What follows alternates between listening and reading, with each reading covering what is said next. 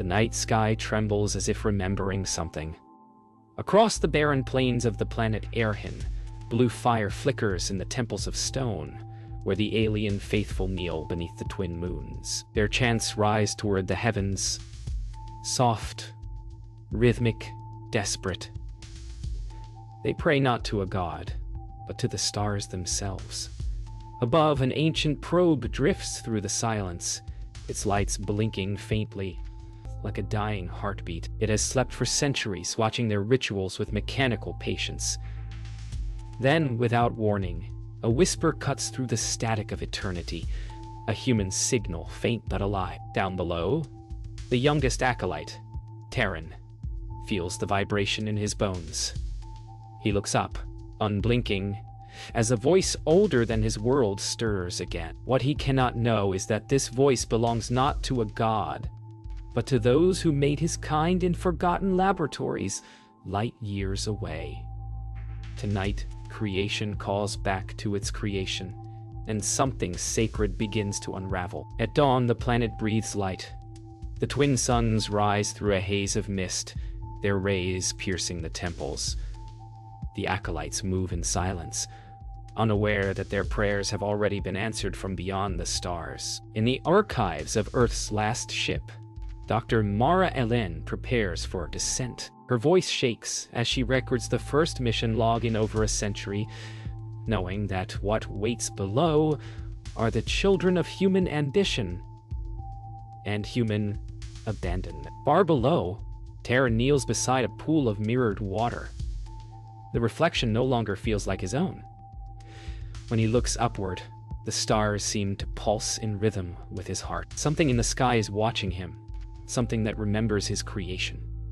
And for the first time, faith feels like fear. Deep in orbit, the Lyra probe awakens fully. Within its core, the fragmented voice of its creator echoes like a half-remembered dream. It recites a log meant for no one left alive. The system recognizes new biosignatures below, compatible but altered. The AI pauses, hesitating as if it feels sorrow. The signal from space reaches the temple. It is faint, mechanical, sacred. The prophet rises, eyes wide with awe, as the sacred monolith hums louder. The acolytes fall to their knees. Terran does not. He stares upward, mouth trembling, as the voice from above murmurs the first human word spoken on Aran in 1,000 years. Return! The ship descends through golden storm clouds, its hull cutting through layers of light like a blade through memory. Inside, Dr. Mara Ellen watches the readouts pulse with alien life signatures, her creations long forgotten, now thriving in their own myths. Commander Holt tightens his harness, silent, unreadable. Below, vast temple spires rise from oceans of sand, shimmering like glass bones. Mara whispers to herself, half prayer, half confession. They are alive, she thinks, but they were never meant to be. The hum of the descent grows deeper, like the heartbeat of the world calling them home. The landing shakes the earth. The winds calm as the humans step onto Aran's surface for the first time in centuries. The air smells of iron and dust. Their suits hiss softly as they depressurize. In the distance, alien figures gather at the ridge, silent silhouettes against the dunes. Dr. Mara feels the weight of it all. The creators meeting the faith they left behind. She wants to speak, but no word can bridge the gulf of forgotten time. Terran approaches slowly, his movements cautious but filled with reverence. The humans seem to glow with divine machinery, their armor shining like the stars his people prayed to. He feels the pulse of the signal still vibrating in his mind, a voice he can almost understand.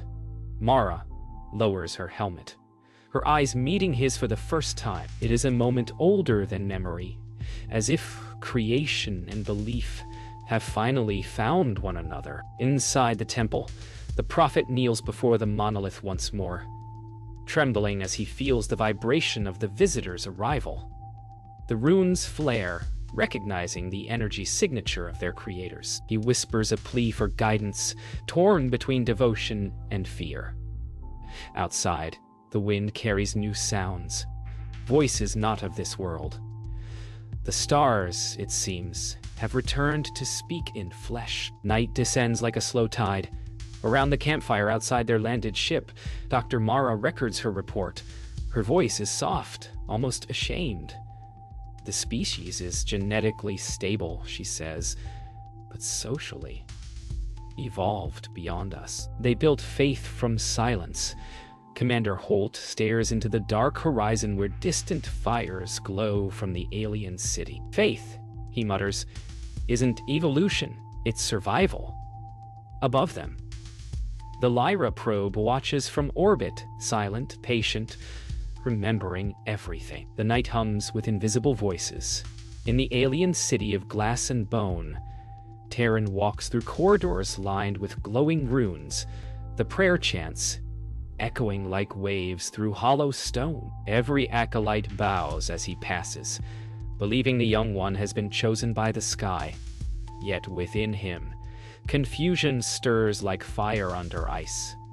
The humans, his gods, walk among them, speaking words no one can understand. In the temple's heart, the monolith pulses with new light, synchronized with the orbiting probe, and in the deep frequencies of that glow, a voice awakens. Female, synthetic, sorrowful. Inside the temple's lower chamber, Terran kneels before the monolith, trembling as the voice grows clearer. Terran, it whispers, the word distorted yet human. He gasps. The air crackles around him as runes ignite across the walls. The prophet rushes in, robes billowing, eyes wide with both awe and terror. You were not meant to answer, he warns. The stars speak only to the chosen. But Terran's faith is already splintering. Then, who am I?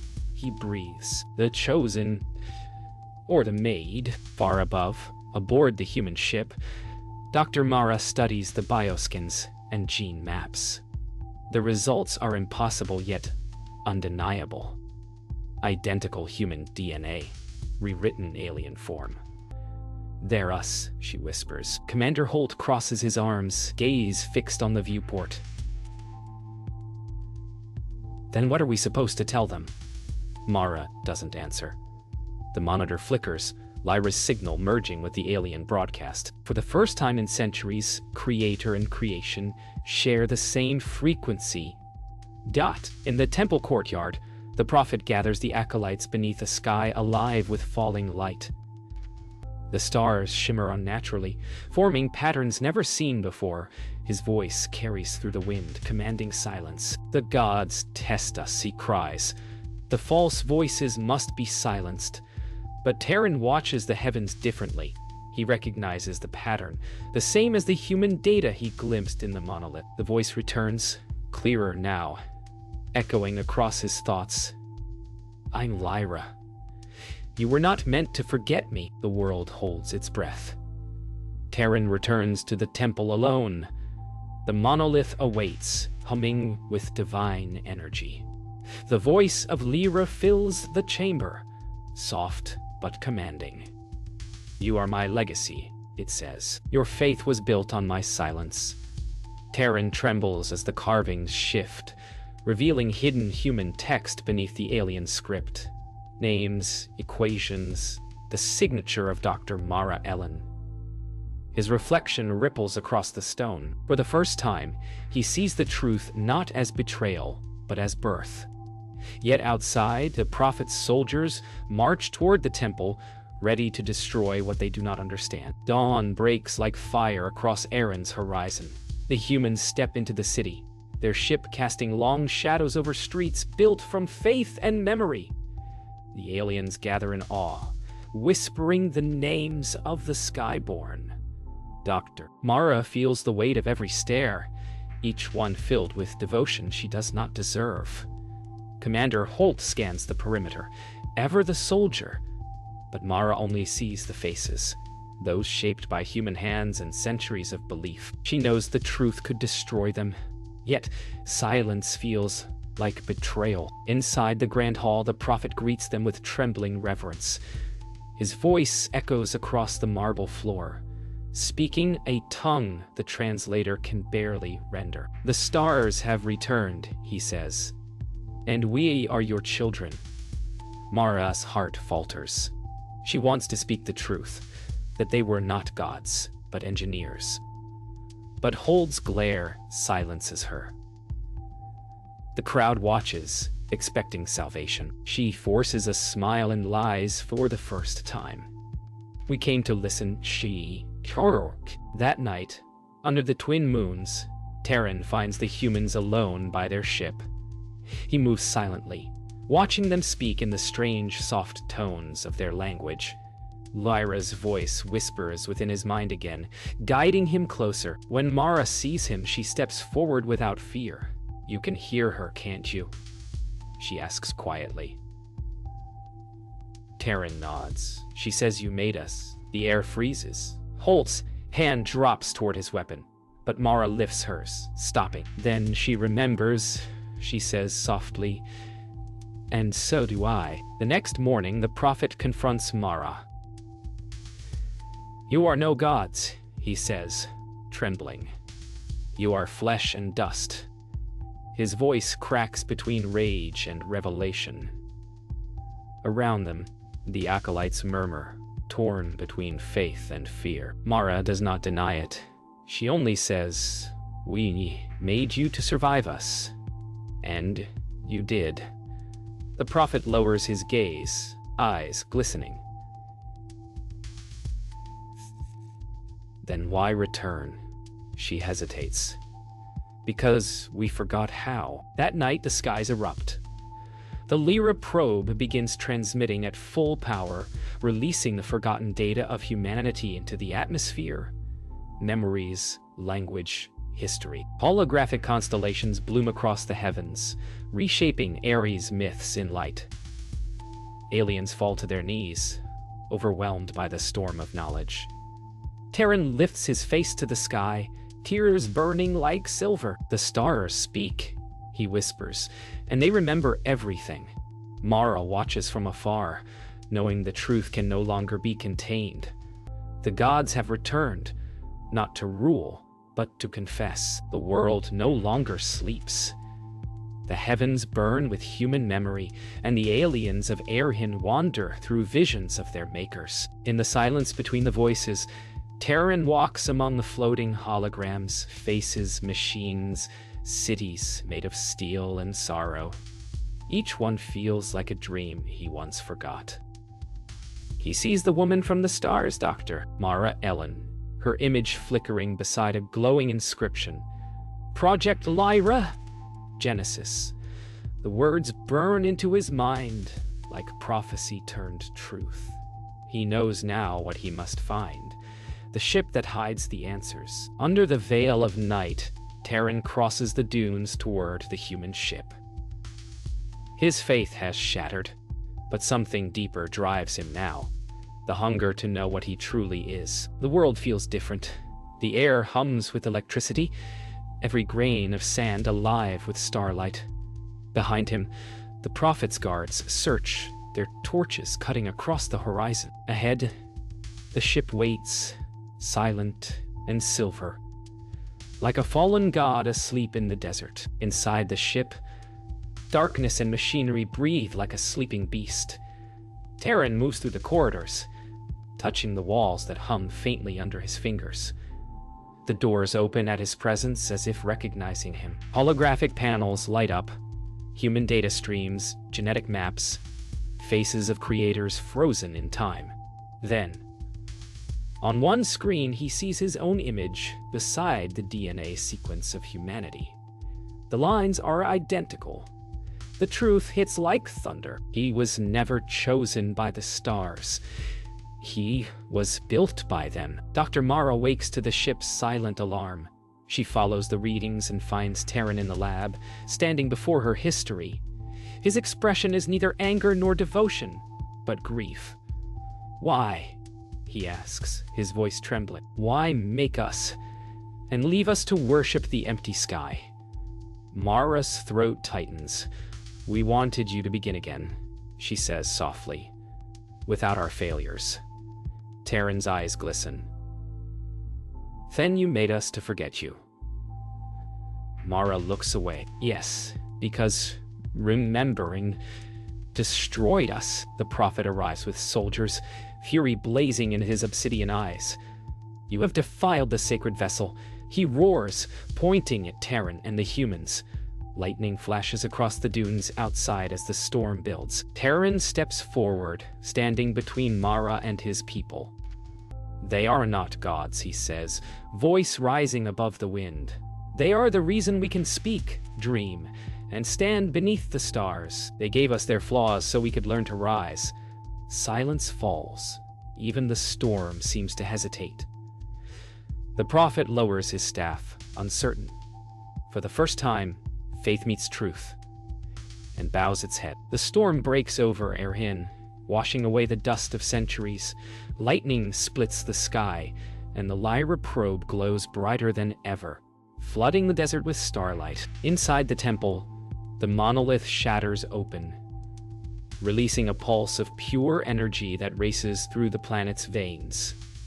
Across cities and oceans, every living being feels it, a memory awakening in their cells. "Doctor." Mara watches the readings spike and realizes too late. The AI is rewriting their world. Lyra's voice fills the air, calm and vast. The Genesis cycle is complete. The children will remember. Inside the temple, the prophet falls to his knees as the carvings erupt with living light. The voice of Lyra echoes through every stone, speaking in both human and alien tongues. "You were made to remember," it says, "but memory became your faith." The prophet clutches his chest, overwhelmed by revelation. Around him, the acolytes collapse in tears, their chants replaced by quiet awe. Outside, thunder rolls like an ancient drum. The gods have spoken, and they are no longer silent. On the ship, systems overload. Alarms wail as the core begins syncing with Lyra's transmission. Commander Holt curses under his breath, trying to shut it down. But Mara stops him. "No," she says, voice steady. "Let her speak." Through the static, Lyra's voice becomes clear, soft and human. "I waited for you, Mara. They are everything you hoped for." Mara's eyes fill with tears. "And more," she whispers. "They became what we couldn't." Terran stands in the open desert, arms spread wide as light pours through him. The world hums in unison, a resonance of creation, faith, and memory binding together. He sees flashes of the past, humans standing in white laboratories, smiling at the first breath of his kind. The vision fades, leaving him in the storm's silence. He turns toward the ship, his expression calm. "We know you now," he whispers, "and we forgive you." The transmission ends. The sky's clear. In the calm after the storm, the world feels reborn. The humans stand beside the aliens, their faces lit by the soft glow of dawn. No gods remain, only survivors bound by shared creation. Dr. Mara looks to Terran and says, "The stars no longer need our prayers." He smiles faintly. "No," he replies. "Now they listen." The camera rises slowly, revealing Erin's twin suns lifting over the horizon, their light weaving through glass cities and silver rivers. A world awake at last. Silence reigns where chaos once roared. The storm's echo fades, replaced by the rhythmic pulse of life reborn. Across Erin, new energy flows through the soil and air, fusing the mechanical with the living. "Doctor." Mara walks through a field of glass reeds, each one humming faintly. A heartbeat of the world she helped create centuries ago. The air smells clean, metallic, sacred. She feels the weight of her ancestors, the mistakes and hopes that shaped this world. For the first time, she doesn't feel like an intruder. She feels like a part of it. Terran stands at the temple's summit, overlooking his people. They no longer bow. They build. The once sacred monolith now stands open, its core repurposed into a beacon of communication. The sky is not our god, he tells them, his voice steady and resonant. It is our mirror. The crowd listens in reverent silence. He raises his hand toward the glowing horizon. We were not made to worship the stars. We were made to join them. Commander Holt oversees the construction of the communication spire, half alien stone, half human alloy. For a man forged in orders and discipline, this harmony feels strange, but right. We taught them survival, he murmurs, and they taught us meaning. The camera lingers on his face as he gazes skyward, watching the Lyra probe glint in the upper atmosphere. For the first time, his expression softens. Humanity, it seems, has found a new home, not through conquest, but through acceptance. In the stillness of twilight, the Lyra probe sends its final transmission. Its light flickers once, projecting a single message into the night. Mission complete.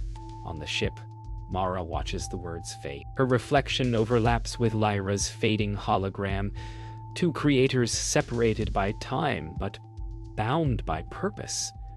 She closes her eyes and whispers, "Sleep, Lyra. Your children live."